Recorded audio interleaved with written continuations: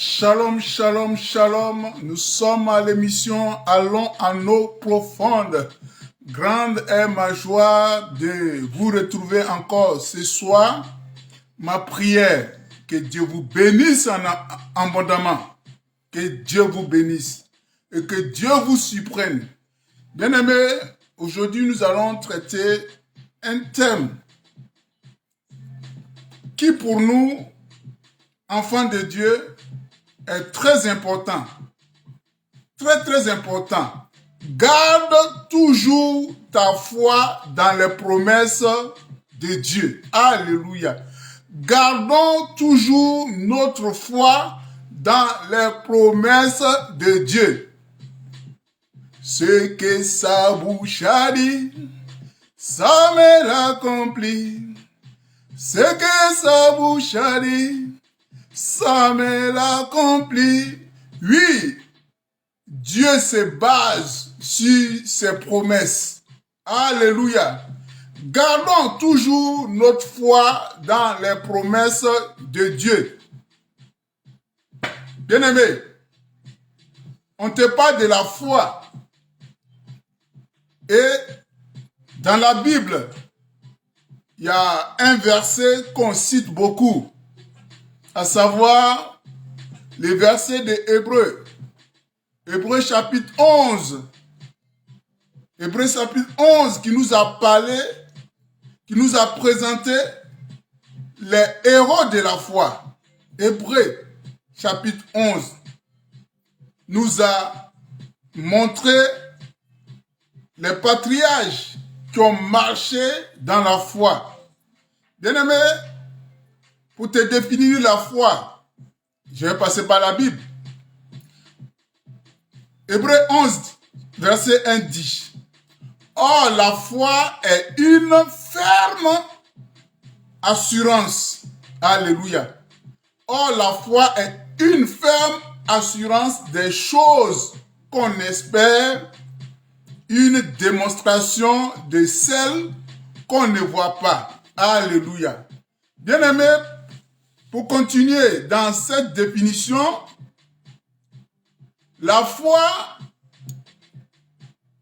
est une façon, alléluia, est une façon de posséder ce qu'on espère. La foi, c'est une façon de posséder ce qu'on espère. La foi, c'est un moyen d'être sûr des réalités qu'on ne voit pas. J'aime cette expression. C'est un moyen d'être sûr des réalités qu'on ne voit pas. La foi, c'est la ferme confiance qu'on place dans la réalisation de ce qu'on espère. C'est une manière de posséder déjà par avance. Alléluia. Bien-aimé, la foi est une tranquille confiance en notre Dieu qui tient toujours ses promesses. La foi est une tranquille confiance en notre Dieu qui tient toujours ses promesses. Alléluia. Et dans le livre de Hébreux 11, le verset 6 nous dit quoi? Hébreux 11, le verset 6, que je t'amène à lire. Hébreux 11, le verset 6. La Bible nous dit, « Or, sans la foi, il est impossible de lui être agréable. Car il faut que celui qui s'approche de Dieu croit que Dieu existe et qu'il est le rémunérateur de ceux qui le cherchent. » Alléluia. Or, sans la foi, il est impossible d'être agréable à Dieu. Car celui qui s'approche de Dieu croit que Dieu existe et qu'il est le rémunérateur de ceux qui le cherchent. Bien-aimé, quand tu travailles, tu t'attends à quelque chose à la fin du mois, ou bien si tu es cultivateur, tu t'attends à quelque chose après la récolte, bien-aimé. Donc Dieu rémunère tous ceux qui les cherchent, tous ceux qui mettent leur foi en lui. Alléluia. Alléluia. Bien-aimé, ayons foi à Dieu.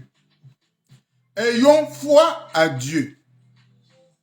Mettons notre espérance dans le Seigneur Jésus-Christ de Nazareth. Bien-aimés, nous tous, nous connaissons le patriarche Abraham, l'homme de foi. Oui, Abraham, l'homme de foi. Prenez la parole de Dieu dans le livre de Romains 4. Romains 4.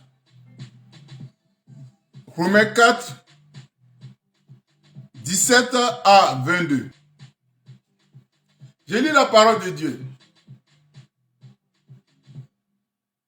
J'étais établi père d'un grand nombre de nations. C'est Dieu qui parle à Abraham. Et l'apôtre Paul, l'apôtre Paul nous l'a rappelé dans le livre de Romains. J'étais établi père d'un grand nombre de nations. Il est notre Père devant celui auquel il a cru. Est-ce que tu comprends? Dieu lui donne la vie. Dieu qui donne la vie aux morts et qui appelle les choses qui ne sont point comme si elles étaient. Alléluia. Souvenez-vous, dans Genèse, Dieu a dit que la lumière soit, la lumière fut. C'est par la parole. Et c'est Dieu qui appelle les choses à l'existence. Alléluia. Je continue. Espérant contre toute espérance, il crut en sorte qu'il devint père d'un grand nombre de nations, selon ce qui lui avait été dit. Oh Seigneur Jésus, telle sera ta postérité. Sans faiblir dans la foi, il ne considéra point que son corps était déjà usé, puisqu'il avait près de 100 ans, et que Sarah n'était plus en état d'avoir des enfants. Ne douta point par incrédulité au sujet de la promesse de Dieu, mais il fut fortifié par la foi.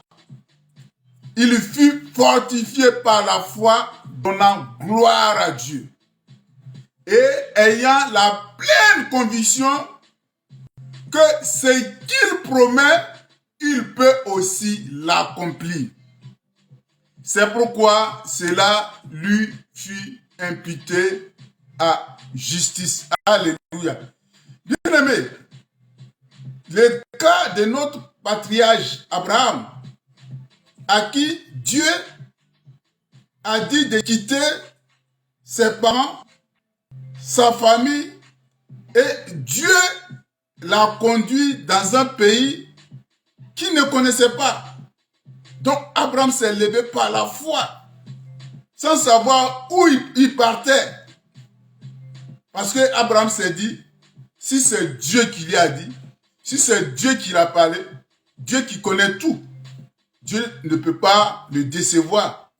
Abraham a mis foi à la parole de Dieu. Et Abraham est parti. Et comme la Bible nous le dit, Sarah, sa femme, était stérile. Et Abraham avait près de 100 ans. Bien aimé, est-ce que les cellules d'Abraham fonctionnent encore? Quelque part, Sarah même a dit, ils n'ont plus de désir. Mais avec Dieu, tout est possible. Celui qui appelle les choses à l'existence, il est capable de te rajeunir, quel que soit ton âge. Quel que soit ton âge, même si c'est mort, Dieu a été capable de ressusciter, de former avec les ossements desséchés une grande armée. Bien-aimé, rien n'est possible à ton Dieu. Croyons seulement en sa parole. Croyons à ses promesses. Alléluia. Alléluia. Bien-aimé, mais aujourd'hui, nous allons parler aussi d'un homme de foi. D'un homme de foi en la personne de Caleb. Caleb qui fut un des 12 espions que Moïse a choisi pour aller explorer la terre promise, pour aller explorer Canaan. Et nous tous, on connaît cette histoire. Mais Caleb a mis sa foi en la parole de Dieu. Et il a été fidèle. Il est venu rendre fidèlement les comptes rendus. Et Dieu lui a fait les promesses. Alléluia. Alléluia. Nous lisons la parole dans le livre de Josué, chapitre 14. Josué, chapitre 14, que je vais vous lire. Alléluia. La Bible nous dit, les enfants d'Israël se conformaient aux ordres que l'Éternel avait donnés à Moïse, et ils partageaient le pays. Les fils de Juda s'approchaient de Josué à Gilgal, et Caleb, fils de Jephuné, le Kénésien, lui dit, tu sais ce que l'Éternel a déclaré à Moïse, homme de Dieu, au sujet de moi et au sujet de toi, à Kades Barnéa. J'étais âgé de 40 ans lorsque Moïse, serviteur de l'Éternel, m'envoya à Kades Barnéa pour explorer le pays, et je lui fis un rapport avec droiture de cœur. Alléluia. Mes frères qui étaient montés avec moi décourageaient le peuple, mais moi, j'ai suivi pleinement la voie de l'Éternel, mon Dieu.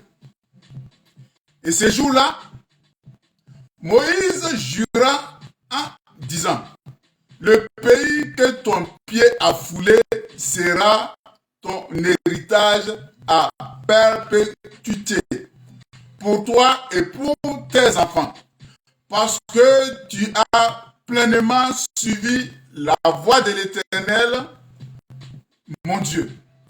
Maintenant, voici, l'Éternel m'a fait vivre comme il l'a dit, il y a 45 ans, que l'Éternel parlait ainsi à Moïse, lorsqu'Israël marchait dans le désert. Et maintenant, voici, je suis âgé de 85 ans. Il est âgé de 85 ans. Au verset 11. Je suis encore vigoureux comme au jour où Moïse m'envoya. J'ai autant de force que j'en avais alors, soit pour combattre, soit pour sortir et pour entrer. Donne-moi cette montagne dont l'Éternel a parlé dans ce temps-là, car tu as appris qu'il s'y trouvait des Anakim et qu'il y a des villes grandes et fortifiées. L'Éternel sera peut-être avec moi et je les chasserai comme l'Éternel a dit. Josué bénit Caleb, fils de Jephuné, et lui donna Hébron pour héritage. C'est ainsi que Caleb, fils de Jephuné, le Kénizien, a eu jusqu'à ce jour Hébron pour héritage parce qu'il avait pleinement suivi la voie de l'Éternel, le Dieu d'Israël. Alléluia. Bien-aimé, ce que tu dois comprendre, ceux qui vivent dans la foi bénéficient toujours les effets de la providence. Ceux qui vivent dans la foi bénéficient toujours les effets de la providence. Bien-aimé, Dieu a fait deux promesses à Caleb. Dieu a fait deux promesses à Caleb. Non seulement Dieu allait préserver sa vie jusqu'à ce qu'il entre à Canaan, et Dieu lui donnera l'héritage, le pays qu'il lui-même avait personnellement exploré. Alléluia.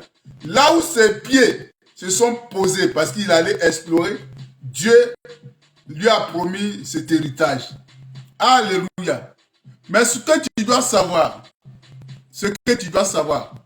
pour comprendre cette histoire, il faut remonter dans les livres de Nombre. Dans les livres de Nombre, chapitre 14. Dans les livres de Nombre, chapitre 14, que je t'invite à lire. Donc, Moïse a choisi 12 personnes pour aller explorer Canaan. Moïse a choisi 12 personnes. Et ce que vous devez savoir, avant de sortir de l'Égypte, il avait eu dénombrement.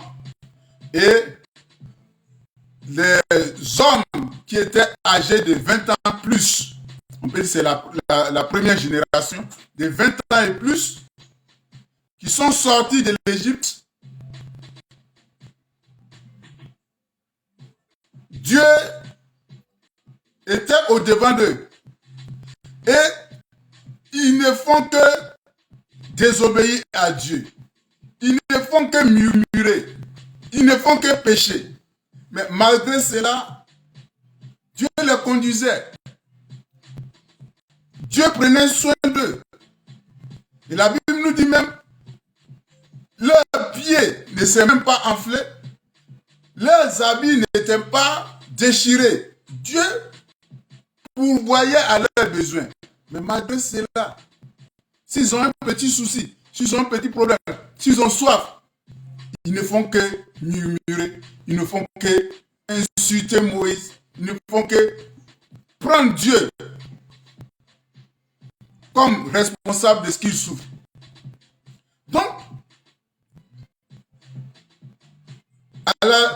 à l'entrée de Canaan, Moïse a choisi 12 espions.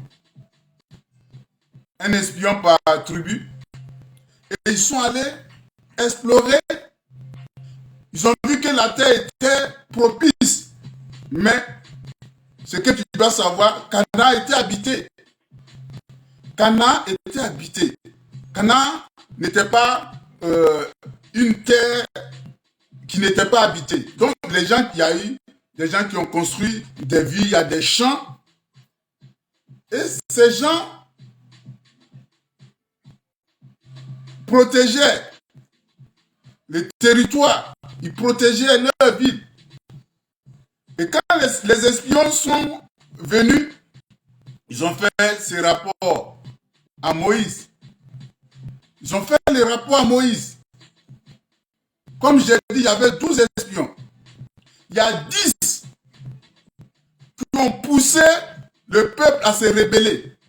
Il y a 10 qui ont découragé le peuple. Ils ont dit que, ah, c'est vrai. Ce qu'on a vu, c'est que la terre était riche. Mais il y a des peuples tels que les Anakim qui sont des peuples, des personnes qui étaient géants. Et Israël se voit comme des fourmis. Imagine. Donc, il y a 10 espions qui ont poussé le peuple à la rébellion. Ils ont découragé le peuple. Ils sont allés même pour dire au peuple de choisir un chef pour le faire retourner en Égypte. Pour qu'ils soient encore esclaves des Égyptiens. Vous voyez? Nous aussi, il y a des fois, devant les situations, on se décourage. On met la faute sur Dieu. Non. La foi se prouve aussi. La foi se prouve. Donc,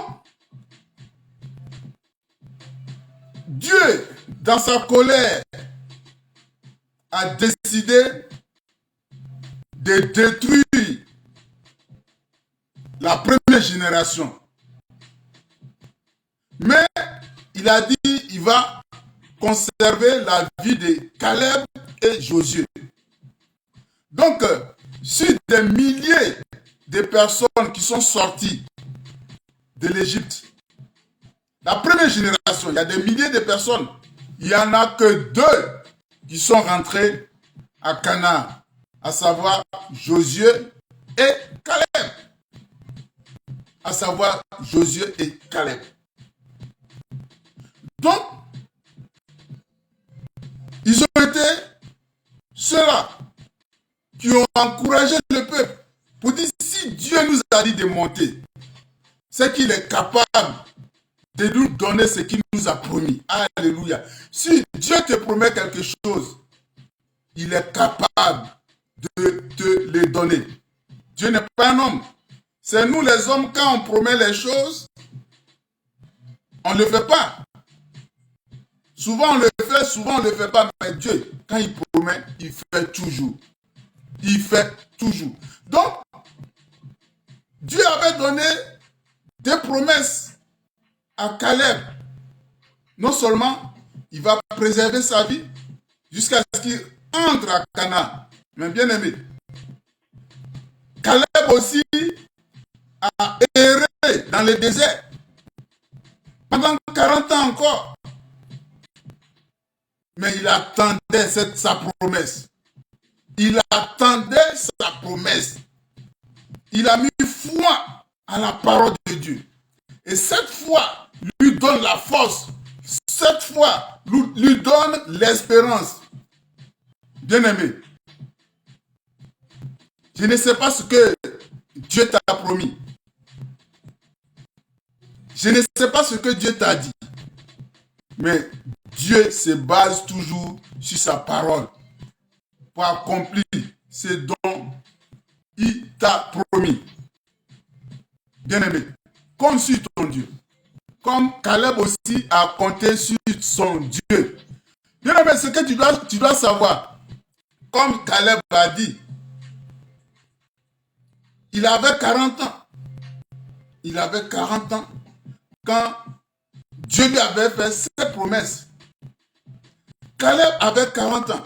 Mais Israël a erré dans le désert. Chose que lui-même, Il n'a pas créé. Il a été obligé de subir. C'est ça. Il y a des fois, ce sont des personnes, ce sont d'autres personnes qui retardent notre bénédiction.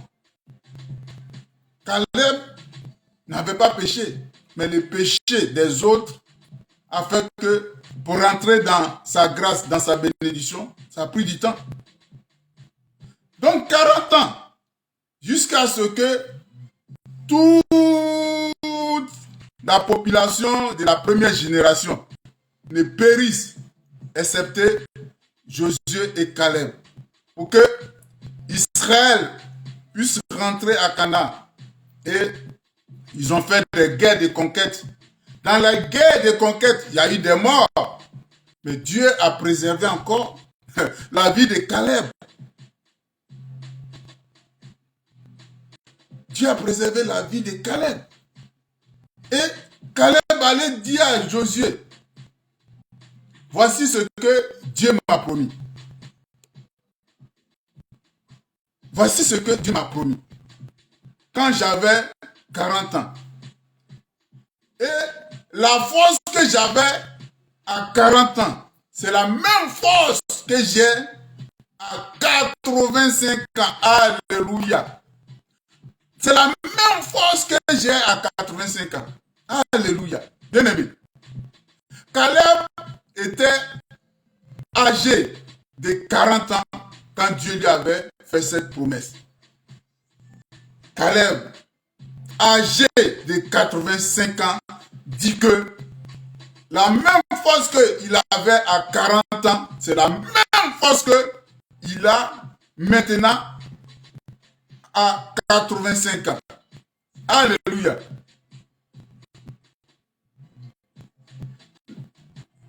Qu'est-ce qui lui donne cette force? Qu'est-ce qui lui donne cette force?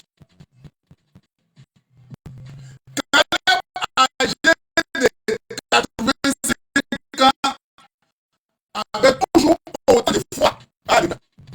Caleb avait toujours autant de foi. Caleb avait toujours autant de foi. Et c'est sa foi qui était le secret de sa force constante. C'est la foi de Caleb qui était le secret de sa force constante. Bien aimé, bien qu'âgé, il pouvait attendre la promesse de Dieu. Bien aimé,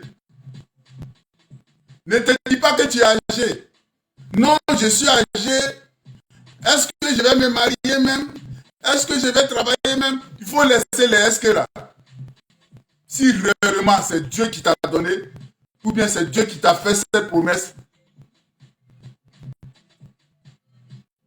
tu rentreras dans ta promesse. Tu rentreras dans ta promesse. Mets ta foi en Dieu. Compte sur ton Dieu. Alléluia.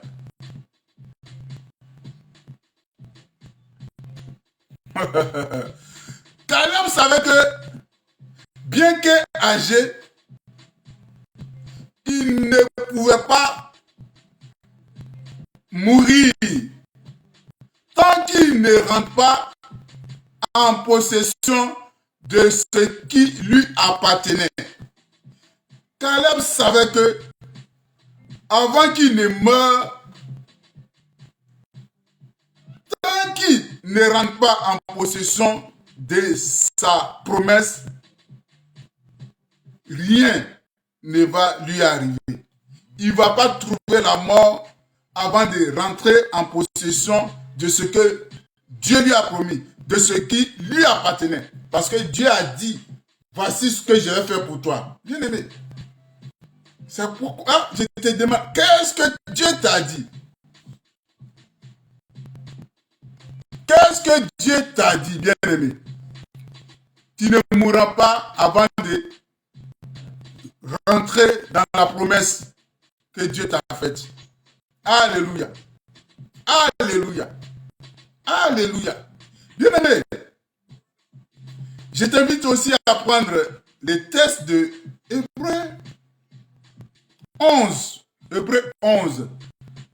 Ça, je pense que tu connais ces textes. Hébreu 11. Voilà, Hébreu 11. J'aimerais que tu lis Hébreu 11. C'est très important. Hébreu 11 nous a relaté les héros de la foi. Hébreu chapitre 11 nous a relaté les héros de la foi. Bon, comme le temps presse, voilà. J'aimerais que tu lises ça. J'aimerais que tu lises ça. J'aimerais que tu lises. Depuis, ils ont parlé de Abel, ils ont parlé d'Enoch, ils ont parlé, les livres d'Hébreu a parlé d'Abraham, de Sarah, de David. Tout c'est long. Et puis, bientôt je vais finir l'émission. Mais je t'invite à lire Hébreu 11. Mais ce que tu dois comprendre, après avoir lu Hébreu 11, ce que tu dois comprendre, on voit que ces hommes ont manifesté leur foi. Ils ont manifesté leur foi, véritablement.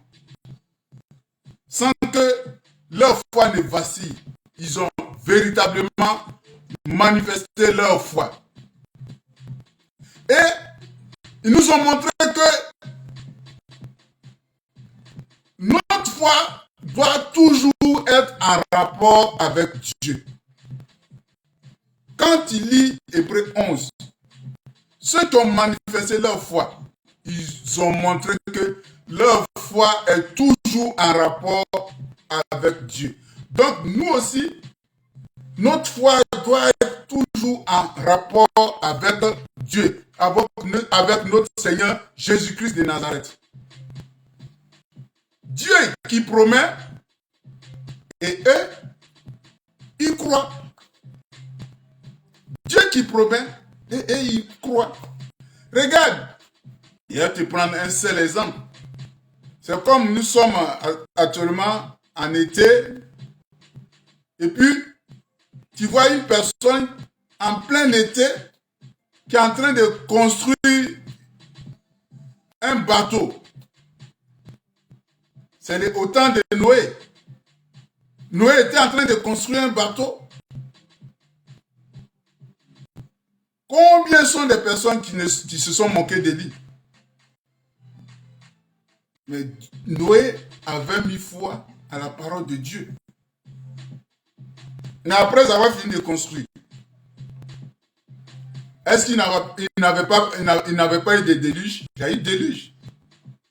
Alléluia. Regarde, lorsque Israël devait combattre Jéricho, vous voyez la stratégie de guerre. On dit Jéricho était barricadé. Personne ne peut sortir.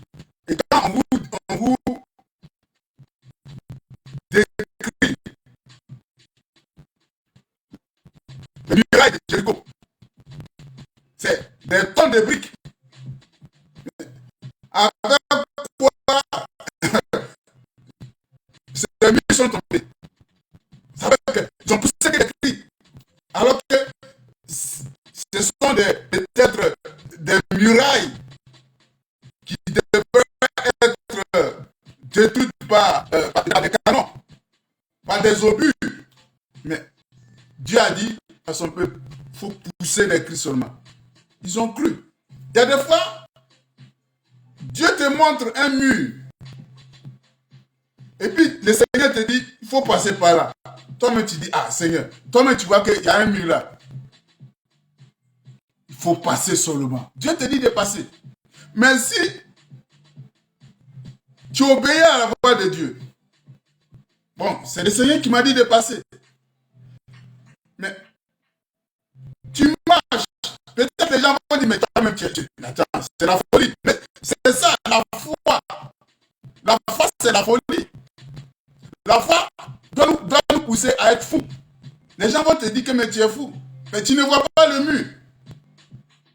Mais au fur et à mesure que tu vas commencer à marcher, et lorsque tu seras à quelques mètres du mur, le mur va s'effondrer et tu auras de l'espace. Parce que Dieu marche toujours devant la foi. Dieu marche toujours devant la foi. Alléluia. Alléluia. Dieu marche toujours devant la foi. Bien-aimé, c'est ce que tu dois comprendre. Donc, que ce soit le livre de Josué, chapitre 14 qu'on a lu, concernant l'histoire de Caleb, que ce soit Hébreux 11, tous ceux qui ont manifesté la foi, tous ceux qui ont manifesté la foi, ont mis leur foi en Dieu. Celui qui promet, celui qui se base sur ses promesses pour l'accomplir. Alléluia. Donc ça doit me pousser, ça doit te pousser aussi à mettre ta confiance, mettre ta foi en Dieu. Alléluia. Alléluia. Bien-aimé,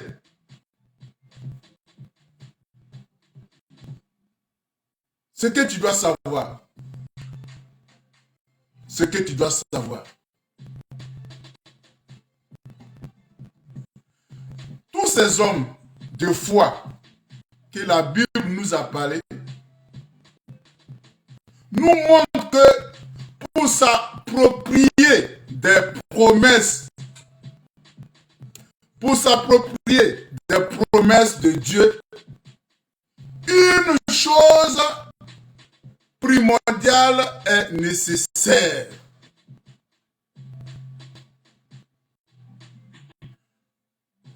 Tous ces hommes de foi, à commencer par Abraham, par Isaac, par tous ceux que la Bible a cités,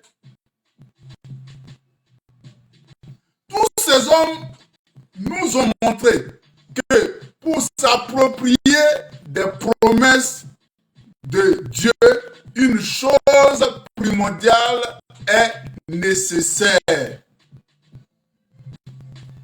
La foi. La foi. La foi. Il n'y a pas autre chose. La foi. Alléluia. Alléluia. Bien-aimé, Habakkuk 2, verset 4 et Hébreux 10, verset 38, l'a répété. Le juste vivra par la foi. Alléluia. Un enfant de Dieu doit vivre par la foi. Bien-aimés, vivons par la foi. Vivons par la foi. À partir d'aujourd'hui, tu dois vivre par la foi. Ne vivons pas par la vue. Ne vivons pas par la vue. Alléluia. Et Jésus a dit cette parole à la sœur de Lazare. Ne t'ai-je pas dit que si tu crois, tu verras la gloire de Dieu? Croyons aux promesses que Dieu nous fait. Croyons aux promesses que Dieu nous a faites. Bien aimés, croyons à ces promesses. Bien aimés, ayons foi. Ayons foi. Abraham savait que si Dieu promet quelque chose, Dieu le fait. C'est pourquoi même il allait même pour aller offrir son fils. Parce que Dieu lui a promis cela. Et il sait que Dieu, qui lui a dit d'aller sacrifier son enfant, était capable de ressusciter son enfant. Alléluia. Croyons aux promesses de Dieu. Mettons nos foi sur la parole de Dieu. Et agissons sans réfléchir. Soyons fous. Soyons fous. Parce que Dieu, c'est celui qui ne ment jamais. Il n'est pas un homme pour mentir. Et il n'est pas fils de l'homme pour se repentir. Si Dieu t'a promis quelque chose, crois qu'il va le faire. Ne doute pas de la parole de Dieu. Ne doute pas des promesses que Dieu t'a faites. Bien-aimé, une seule chose est possible. C'est la foi. C'est la foi, il n'y a pas autre chose. Le juste vivra par la foi. Bien-aimé. Et quand on parle, on dit, ah, nous, on veut voir avant de croire. Non, ne dis pas ça. Nous, on veut voir avant de croire. Nous sommes les saints Thomas. Non. Thomas a douté. Mais c'est une seule fois. Mais combien de fois, toi, tu t'es dit tu étais saint Thomas? Quand Thomas a vu que Jésus était réellement ressuscité, c'est Thomas qui a confessé, tu es mon Seigneur et mon Dieu. Quand Thomas a su que Jésus-Christ est ressuscité, il a confessé que Jésus-Christ est son Seigneur et son Dieu. Combien de fois tu vas dire que tu es Saint Thomas? Non. Bien-aimé, mets ta confiance à la promesse. Mets ta confiance à la parole que Dieu t'a donnée. Et ne doute en aucun cas. Ne doute en aucun cas de ton Dieu. Il est fidèle. Il est fidèle. Ce que sa bouche dit, sa main l'accomplit.